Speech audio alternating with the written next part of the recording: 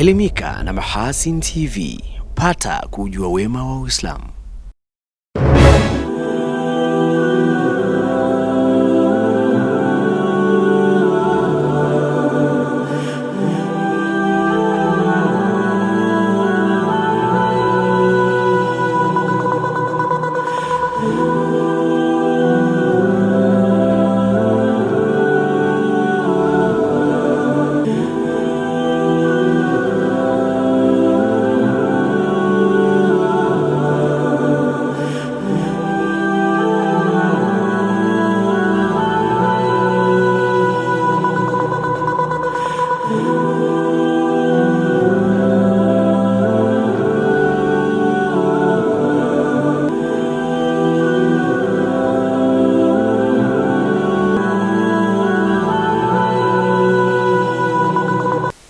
Assalamu alaikum wa rahmatullahi wa barakatuh. Ni yangu matumaini mzima wa siha njema, mtazamaji wa Mahasin TV popote pale ulipo. Karibu katika kapu la habari, niweze kuwasilishia yale ambayo yameshughulisha chumba cha habari kwa siku ya leo kwa upande wa habari za kitaifa na kimataifa. Mimi ni Rajab Shaaban Matuga nitakayesoma habari za hapa nyumbani, na kwa upande wa habari nje ya mipaka ya Tanzania tutakuwa naye Nuhu Stima hapo baadaye. Awali yote mtazamaji, tuangazie mukhtasari wake.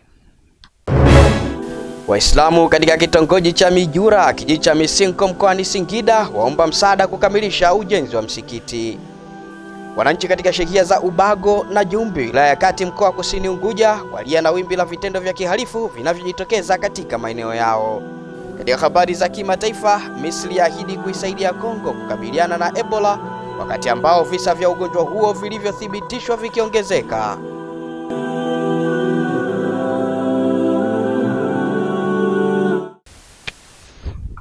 Naam, mtazamaji, awali ya yote ni kukumbushe mbali na kuyafuatilia matangazo haya kupitia kisimbuzi chako cha Azam TV, lakini pia unaweza kuipata taarifa yetu ya habari kupitia YouTube kwa jina la Mahasin TV official channel na Azam Max app. Tuanze habari za kitaifa kutoka mkoani Singida.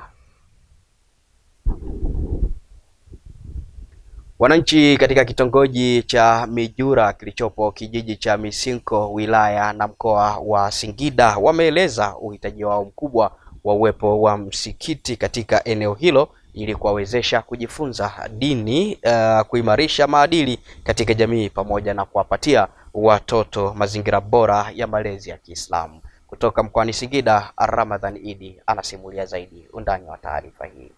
Baadhi ya waumini wa eneo hilo wamesema kuwa kutokuwepo kwa msikiti katika eneo hilo kumekuwa na changamoto katika utoaji wa mafunzo ya dini, hususan malezi kwa watoto. Sisi hatuna msikiti, tuna changamoto ya msikiti. Vitu kama madrasa tunakosa, watoto wanakosa maadili.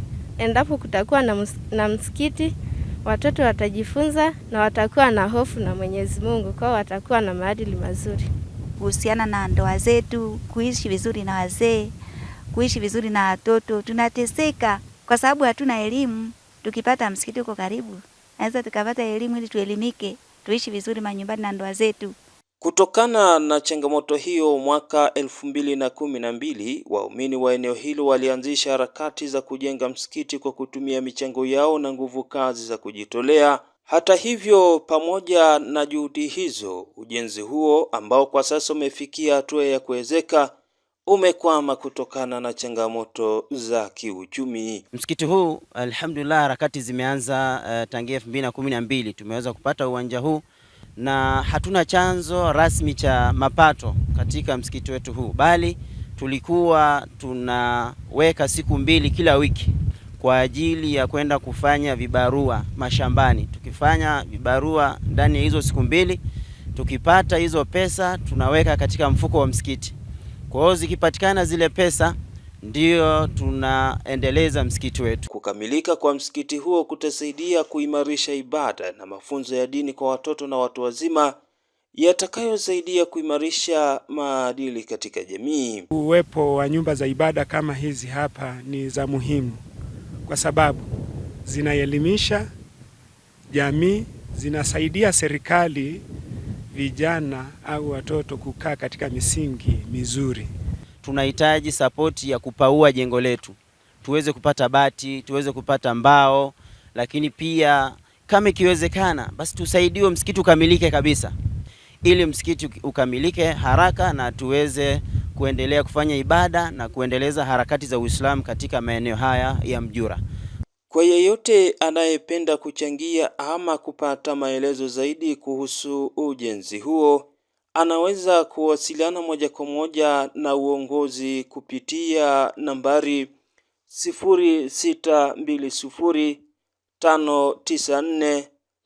0620594029. Nikiripoti kutokea hapa mkoani Singida, Ramadhan Idi Limo wa Mahasin TV. Asante sana Ramadhan Idi kwa undani wa taarifa hiyo kutoka mkoani Singida. Tunaelekea mkoani Tabora. Wakazi wa kata ya Bukene wilayani Nzega mkoani Tabora wameiomba serikali kuchukua hatua za haraka kuwajengea ofisi katika eneo lao kutokana na kutokuwa na eneo rasmi la utoaji wa huduma za kiutawala ngazi ya kata kunako walazimu kupata huduma hiyo katika maeneo yasiyo rasmi, hali inayowapa ugumu katika utatuzi wa changamoto mbalimbali zilizopo ikiwemo changamoto za ndoa. Taarifa kutoka mkoani Singida anakuja nayo Saidi Kapalila. Wakizungumza kwa nyakati tofauti, wakazi wa kata hiyo wanaeleza namna swala hilo linavyoathiri na ombi lao kwa serikali. Kumpata afisa miradi wa kijiji au wa kata inakuwa hadi umpigie simu au mtafute sehemu ambayo alipofanya kwanza mawasiliano. Sasa inakuwa changamoto wakati ambapo aidha kunakuwa na shida ya kimtandao ama vocha hauna. Tukiwa na ofisi ya kata, maana yake tutakuwa na sehemu ambayo tutapeleka kero zetu. Hofu yetu kwenye swala la ndoa, tatizo la ndoa linaposhindwa kushughulikiwa kwa wakati ndio tunapopokea vifo, watu wamepigana, watu wamechinjana. Kwa hiyo kwa wakati huu sasa tuombe tu kwamba ofisi hii mbunge pamoja na mkurugenzi watuletee kwa uharaka zaidi ofisi hii ili changamoto hizi ziweze kutatuliwa kwa wakati. Kuhusu changamoto hiyo, mbunge wa jimbo la Bukene John Ruhende, wakati akizungumza na wakazi wa eneo hilo katika mkutano wa hadhara uliotanguliwa na uzinduzi wa ofisi ya mbunge, anabainisha hatua za haraka za utatuzi wa swala hilo pamoja na changamoto zingine katika jimbo hilo. Bukene ni kata, Bukene ni kijiji kimoja, lakini na vitongoji zaidi ya 10 haina ofisi ya kata. Kwa hiyo ni wakati mwafaka sasa, viongozi ngazi ya kata mweke utaratibu wenu vizuri, mtafute eneo, tuanze kujenga ofisi ya kata na ofisi ya kijiji. Ndugu zangu, naomba kuzungumza kidogo kuhusu miundombinu ya barabara tulionao kwenye jimbo. Tuna barabara aina mbili, tuna TANROADS na TARURA. TANROADS ni ile inayotoka Itobo Bukene mpaka Mambali. Nyingine inatoka Nzega Itobo mpaka Kagongwa. Barabara hizo tayari imeshawasili serikalini na serikali inayoongozwa na Daktari Samia Suluhu Hassan wamekubali kutujengea kwa kiwango cha lami. Kwa niaba ya mkuu wa wilaya ya Nzega, katibu tawala wa wilaya hiyo Bi Winifrida Funto anatoa kauli ya serikali kuhusu matumizi ya ofisi ya mbunge katika kutatua changamoto za wananchi. Nitoa wito kwamba ofisi hii hakikisha inafunguliwa kila siku ili iweze kuwahudumia wananchi, lakini pia hakikisha ofisi hii kila mwananchi ambaye anakuja basi asitoke bila majibu. Tupo viongozi wenzako, lakini wapo wataalamu.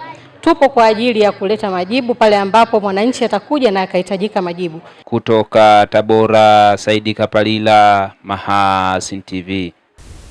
Asante sana Saidi Kapalila kwa undani wa taarifa hiyo kutoka mkoani Tabora. Mtazamaji, tukiendelea kuzitazama habari za kitaifa, na sasa tunaelekea mkoani Ruvuma.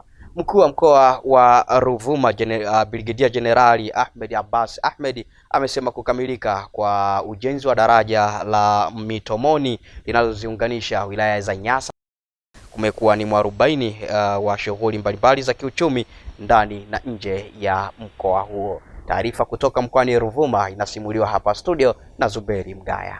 Brigedia Jenerali Ahmed Abbas ameyasema hayo mara baada ya kufanya ziara ya kukagua maendeleo ya ujenzi wa daraja hilo katika mto Ruvuma, akisisitiza kuwa mradi huo ni ushahidi wa dhamira ya serikali ya awamu ya 6 ya kuleta tabasamu kwa wananchi kwa kuondolea changamoto mbalimbali. Mkoa wa Ruvuma ni mkoa wa kimkakati na miundombinu mingi inayojengwa ni ile ambayo inazingatia utu na maendeleo ya mkoa na taifa, kwa sababu Daraja hili pia linaunganisha kutoka eneo ambalo kuna shughuli za kiuzalishaji kuja kwenye eneo ambalo masoko ndiko yanakopatikana. Kwa hiyo serikali imefanya maamuzi sio tu kwa sababu ya masoko, lakini kutokana na adha ambayo wananchi wa eneo hili kwa miaka mingi wamekuwa wakiipata. Lilipotolewa agizo la kusimamia na kujenga daraja hili, tulikuwa wakali kidogo kwa sababu tulikuwa tunataka kuona matokeo ya haraka ili wananchi hawa waendelee kuwa na tabasamu ambalo Mheshimiwa Rais amekuwa akilisisitiza mara kwa mara. Akielezea gharama zilizotumika katika ujenzi wa daraja hilo lenye urefu wa mita 45 na upana wa mita 11, meneja TANROADS mkoa wa Ruvuma mhandisi Saleh Juma ameelezea kipindi ambacho mkandarasi amekabidhiwa mradi huo.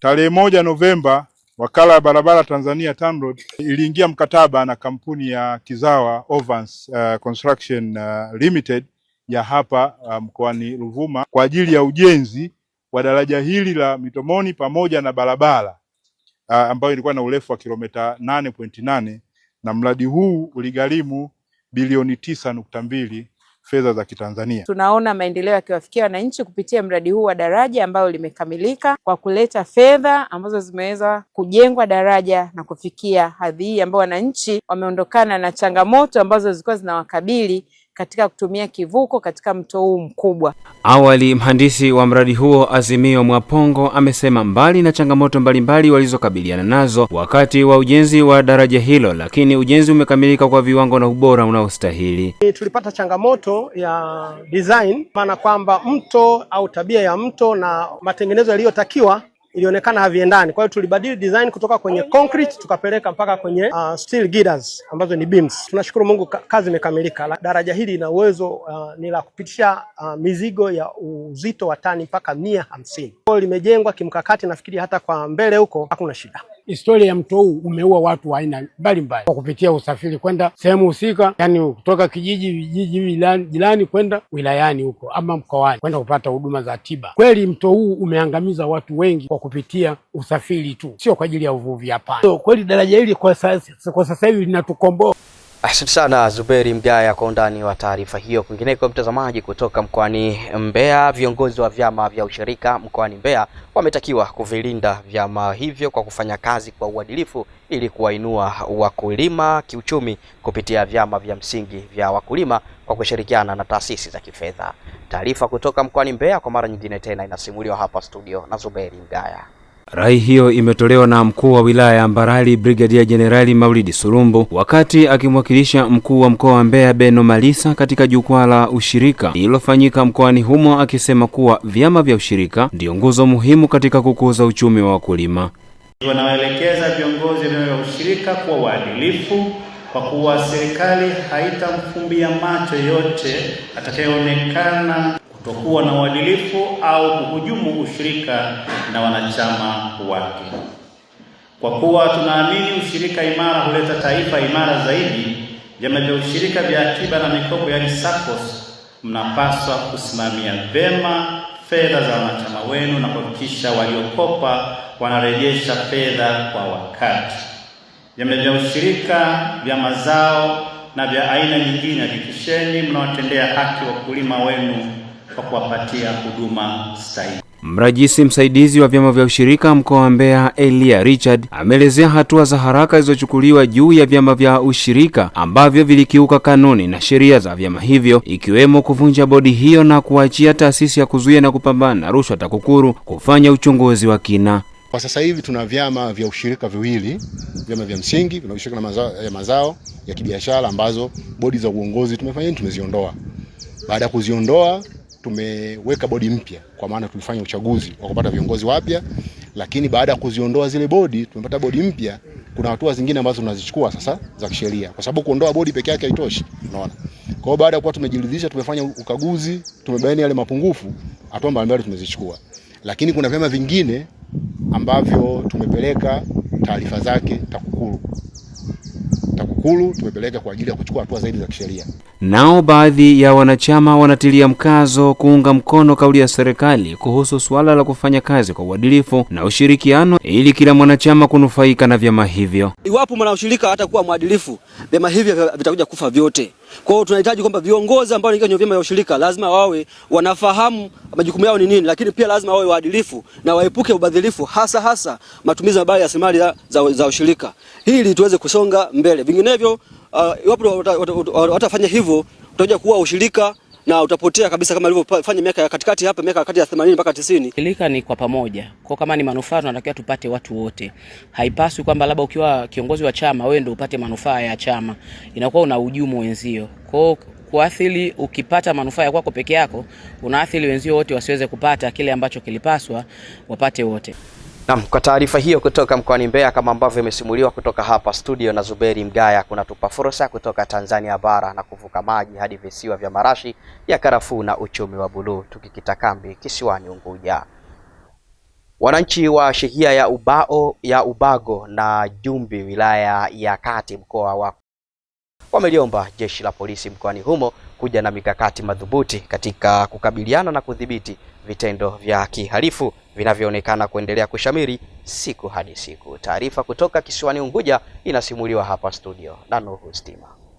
Wameeleza hayo kwa nyakati tofauti mbele ya mkuu wa wilaya ya Kati Rajab Ali Rajab, aliyefika kusikiliza na kuzipatia ufumbuzi kero na changamoto zinazowakabili wananchi wa shehia hizo. Wamesema kushamiri kwa matumizi ya bangi, pombe kwa vijana imekuwa tatizo kubwa kwa baadhi ya maeneo ya shehia hizo. Ubago cheche unazungumzia inauzwa madawa kulevya, inauzwa pombe.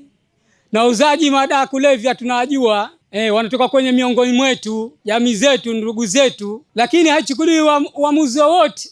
Kwa vipi tunaoneana muhali, mtoto wa fulani kafanya hivi, mtoto wa fulani anauza madawa, hambi chochote, anaharibu jamii. Mpaka sasa hivi imefikiria Ubago cheche watoto wadogo wanavuta bangi. Asovuta bangi mwizi, hakuna usalama. Nani kweli katika shehia yetu sasa hivi asilimia kubwa ya uovu basi unafanywa na hawa vijana wadogo, vijana miaka 13, 14, 15 mpaka 17.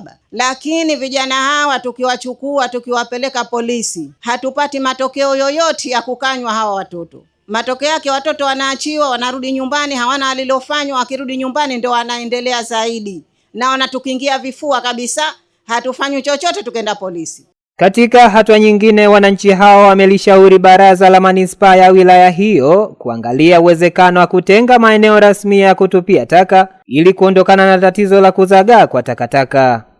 Sehemu ya kumwagia taka katika eneo letu limekuwa halipo kabisa. Imefikia hatua watu katika viwanja vya watu wanaenda kutupa taka katika maeneo ambayo si rasmi. Sasa hili jambo ukizingatia sasa hivi imeshakuwa manispaa. Sasa hivi ni mji huu, na mji wowote bila usafi hauwezi kupendeza. Kila kona ukipita unasikia harufu ya taka, haipendezi. Tufanyieni utaratibu ili na sisi tupate sehemu maalumu ya kumwagia taka. Kwa wewe mkuu wa wilaya, ikiwa umechaguliwa juzi, hata mwaka bado hujafika, tunahitajia matunda mazuri sana kutoka kwako. Nataka uwe jemedari kama alivyojemedari Dr. Hussein Ali Mwinyi, tunavyoona katika shehia hizi ambazo kwa zinafanywa kazi sasa hivi. Kwa kila chochoro tunaona barabara, tunaona hospitali, tunaona maskuli yanajengwa mapya. Katika kupatia ufumbuzi changamoto mbalimbali za wananchi pamoja na mambo mengine, mkuu wa wilaya ya Kati Rajab Ali Rajab amesema serikali haitasita kuchukua hatua kali kupambana na wahalifu, huku akionya tabia ya baadhi ya wananchi kwenda kinyume na taratibu za matumizi ya ardhi. Shehia ya Ubago ni miongoni mwa shehia inaongoza kwa migogoro ya ardhi. Na migogoro kwa nini inakuwa mingi? Kuna maeneo ambayo hayaruhusiwi kujenga. Ubago mnajenga, yani kuna watu, kila mtu ankata viwanja. Watu wenye mamlaka ya kukata viwanja, hapa ni eneo la makazi, hapa ni eneo la kilimo, hili hapa litakuwa soko, hapa inajengwa skuli, ni wizara ya ardhi peke yao. Hata mie mkuu wa wilaya siwezi kufanya hilo jambo. Eka ni mali ya serikali na hairuhusiwi kuuzwa, na ndio maana eka hairithiwi. Kwa hiyo kwa wale ambao mnanua viwanja kwenye maeneo ya maeka, yani hayo maeneo hayaruhusiwi kujengwa. Eka ni eneo lililowekwa kwa ajili ya kilimo. Kama unahisi eka yangu imefikiwa, labda liko hapa, hii ndio eka yangu, hapa limiki tena, hapa mji umeingia, unatakiwa kuandika barua wizara ya ardhi. Wao ndio watakuja kufanya tathmini na wao ndio watabadilisha matumizi. Mheshimiwa Waziri atabadilisha kutoka eneo la kilimo na kuwa eneo la makazi. Hapo sasa wao kamisheni kwa kusimamia ndo watakusaidia kukata hivyo viwanja, kwa sababu viwanja vinataka vipangwe. Asante sana Nuhu Stima kwa masimulizi ya taarifa hiyo kutoka kisiwani Unguja. Mtazamaji, tunaendelea kusalia visiwa vya marashi ya karafuu na uchumi wa buluu na tunaendelea kusalia kisiwani Unguja. Wizara ya Afya Zanzibar imesema itaendelea kushirikiana na wadau mbalimbali wa maendeleo katika kuimarisha afya ya macho kwa wakazi wa Unguja na Pemba, kuhakikisha huduma zinawafikia wananchi kwa ufanisi zaidi katika ngazi zote za utoaji wa huduma. Taarifa kutoka kisiwani Unguja inasimuliwa hapa studio na Hilal Sefuriami. Amesema hayo mkurugenzi mkuu wa Wizara ya Afya Zanzibar Dr. Amur Suleiman Mohamed wakati wa kupokea taarifa ya tathmini ya hali ya utoaji wa huduma za afya ya macho Unguja na Pemba. Dr. Amur ameeleza umuhimu wa kuwa na mpango mkakati maalum utakaosaidia kuongeza maboresho ya huduma za afya ya macho, kuzingatia mahitaji yaliyopo na changamoto zilizobainika katika utoaji wa huduma hizo. Mkakati huu ambao tunaenda kutengeneza kupitia assessment ambayo imefanyika, na assessment hii tuna imani kwamba imefanyika kwa kuzingatia miongozo ya kitaifa na ya kimataifa. Kwa tuna imani kwamba assessment hii imezingatia mambo yote hayo ambayo yatatusaidia kuwa na mpango mkakati ambao tutaweza kutekeleza ndani ya kipindi cha miaka 5 ijayo. Ameongeza kuwa Wizara ya Afya itaendelea kuchukua hatua mbalimbali kuimarisha sekta hiyo, ikiwemo kuongeza uwezo wa wataalamu wa afya ya macho, kuboresha miundombinu ya vituo vya kutolea huduma pamoja na kuhakikisha upatikanaji wa vifaa tiba. Kuna magonjwa ambayo yanaonekana kwamba yanaongezeka, ikiwemo cataract, refractive errors, lakini kuna complications za matatizo ya kisukari, diabetic retinopathy. Sasa haya yote ni magonjwa ambayo yanaweza kuepukika. Sasa mpango huu mkakati ambao tutakwenda kutengeneza, lengo lake ni kuona namna gani tunaisaidia nchi yetu kuweza kupunguza wimbi la wagonjwa wenye matatizo ya macho ambayo tungeweza kuliepuka. Kwa upande wao, baadhi ya wadau walioshiriki kikao hicho cha tathmini amesema tathmini iliyofanyika itasaidia kuimarisha utoaji wa huduma za macho kwa wananchi Unguja na Pemba kwa kuzingatia mahitaji halisi yaliyobainishwa kupitia tathmini iliyofanyika. Tumetembelea vituo vya zaidi ya 55 kwa ajili ya kupata taarifa zile. Tumeongea na wataalamu wa afya ya macho, tumeongea na wagonjwa ambao wanapata huduma katika maeneo yale, lakini pia tumeongea na uongozi wa hospitali zile. Lakini yote hiyo tulikuwa tunatafuta kupata taarifa hizo ili tuweze kupata taarifa halisi ambazo zitasaidia na kutupa mwongozo mzuri kwa ajili ya kutengeneza sasa mpango mkakati wa afya ya macho katika nchi yetu ya Zanzibar. Na leo hii tunajaribu kupata sasa mjumuiko huo ili tuweze kutengeneza sasa kupata draft ya kwanza, lakini pia tuweze kutengeneza hiyo mpango mkakati wa miaka 5 kuanzia mwaka 2027 ambao utatumika rasmi kuanzia mwaka 2027 mpaka mwaka 2031. Naam, mtazamaji, kwa masimulizi ya taarifa hiyo kutoka kwa Hilal Sefuriami kutoka kisiwani Unguja, ndivyo ambavyo tunatamatisha kapu la habari kwa habari za kitaifa. Napoza kwa sekunde chache punde nitarejea tena hapa na kuweza kumwalika Nuhu Stima ambaye atarejea na habari nje ya mipaka ya Tanzania. Endelea kubaki nami. Mahasin TV channel namba 455 katika kingamuzi cha Azam.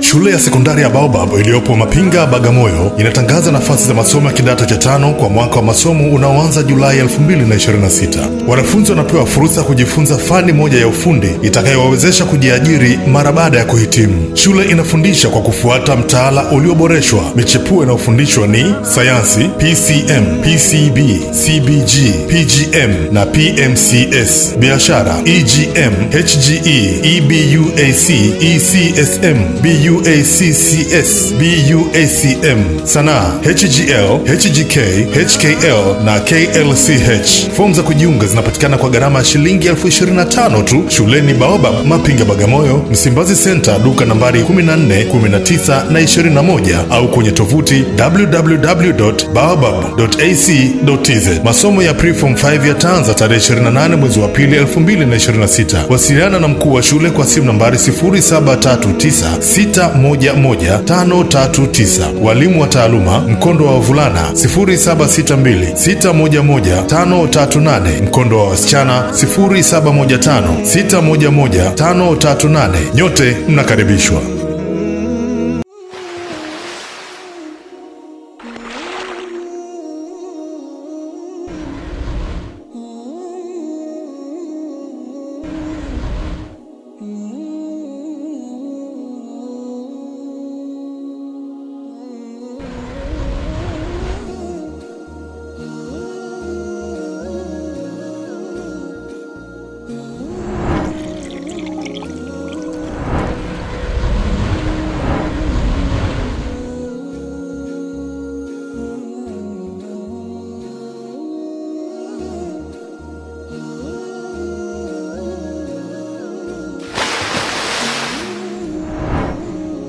Kunywa maji safi na salama ya uhai.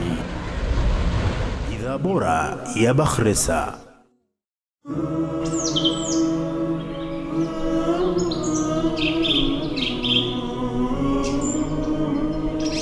Mahasin TV, pata kujua wema wa Uislamu.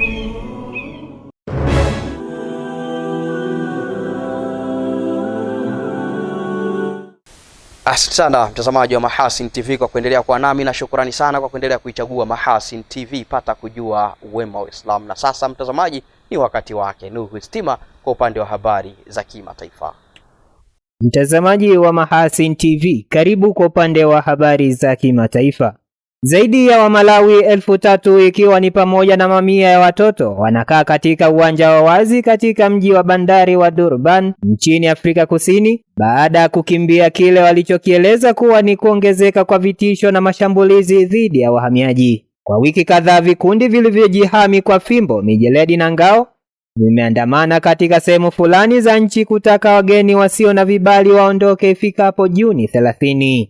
Katika bustani hiyo ambayo ilibadilika na kuwa kambi ya muda mjini Durban siku ya Jumatano Juni 10, watu wengi walisema kuwarejesha nyumbani ndio chaguo lao pekee lililo salama. Saiba John mwenye umri wa miaka 33, Malawi, ambaye alikimbia mji wa Nazareti pamoja na mume na watoto 3, aliliambia shirika la habari la AFP kuwa binti yake mwanafunzi wa darasa la pili alilazimika kuacha mitihani yake. Naye Ellen Mamulima, mjane mwenye umri wa miaka 45, mama wa watoto 3 na mfanyakazi wa ndani wa zamani huko Mossel Bay katika rasi ya Magharibi, aliliambia shirika la AFP kuwa alikimbizwa na kundi la Waafrika Kusini, hali iliyomlazimu kujificha msituni. Baadhi ya raia wa Malawi imewalazimu kusema kuwa ni bora serikali yao iwaondoe nchini humo kuliko kukabiliana na hasira za Waafrika Kusini, hali itakayohatarisha usalama wa maisha yao. Kwingineko, idadi ya visa vya Ebola vilivyothibitishwa nchini Jamhuri ya Kidemokrasia ya Kongo imeongezeka hadi 635, ambapo Misri imeahidi kuisaidia Kongo katika suala la Ebola. Katika idadi ya visa vya Ebola vilivyothibitishwa huko nchini Jamhuri ya Kidemokrasia ya Kongo ni pamoja na vifo 127, ambapo idadi hiyo imebainika kwenye data za serikali siku ya Jumatano Juni 30 mwaka huu 2026.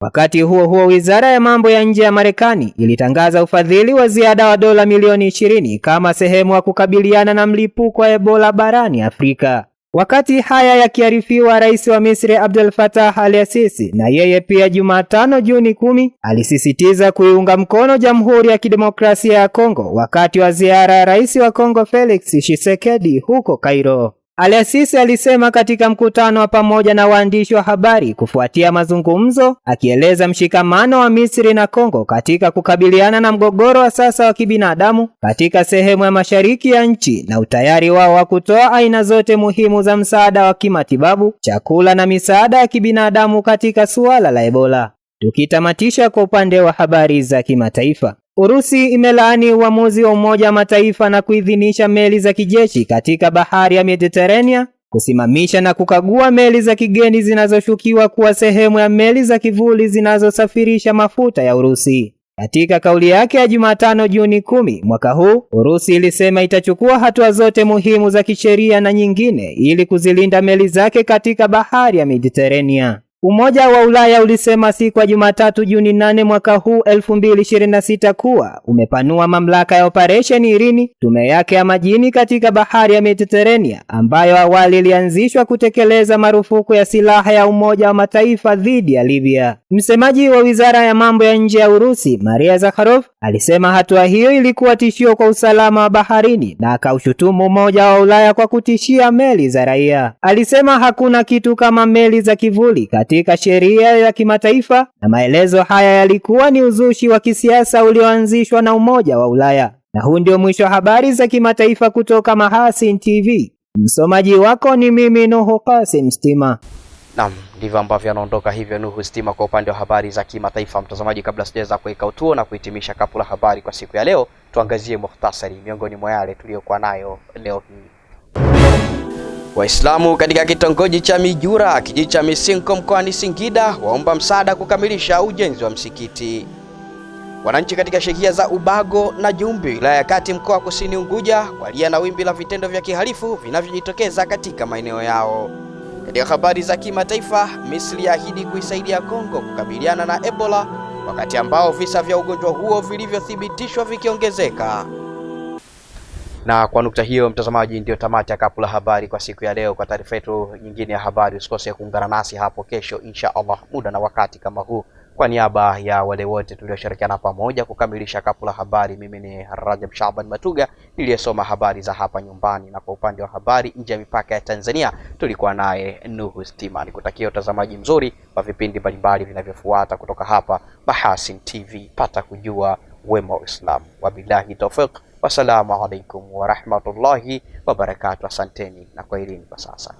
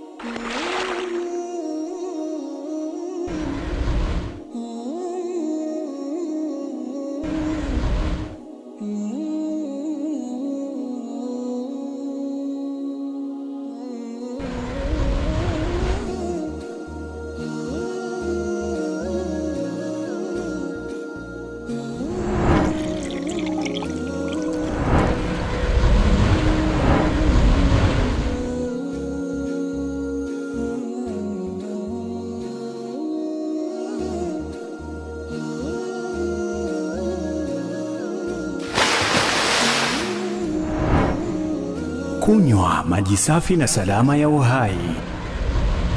Bidhaa bora ya Bakhresa. Shule ya sekondari ya Baobab iliyopo Mapinga, Bagamoyo inatangaza nafasi za masomo ya kidato cha 5 kwa mwaka wa masomo unaoanza Julai 2026. Wanafunzi wanapewa fursa ya kujifunza fani moja ya ufundi itakayowawezesha kujiajiri mara baada ya kuhitimu. Shule inafundisha kwa kufuata mtaala ulioboreshwa. Michepuo inayofundishwa ni sayansi, PCM, PCB, CBG, PGM na PMCS, biashara, EGM, HGE, EBUAC, ECSM, BUACCS, BUACM, sanaa, HGL, HGK, HKL na KLCH. Fomu za kujiunga zinapatikana kwa gharama ya shilingi 25,000 tu shuleni Baobab, Mapinga, Bagamoyo, Msimbazi Center, duka nambari 14, 19 na 21, au kwenye tovuti www.baobab.ac.tz. Masomo ya Preform 5 yataanza tarehe 28 mwezi wa pili 2026. Wasiliana na mkuu wa shule kwa simu nambari 0739611539. Walimu wa taaluma mkondo wa wavulana 0762611538, mkondo wa wasichana 0715611538. Nyote mnakaribishwa.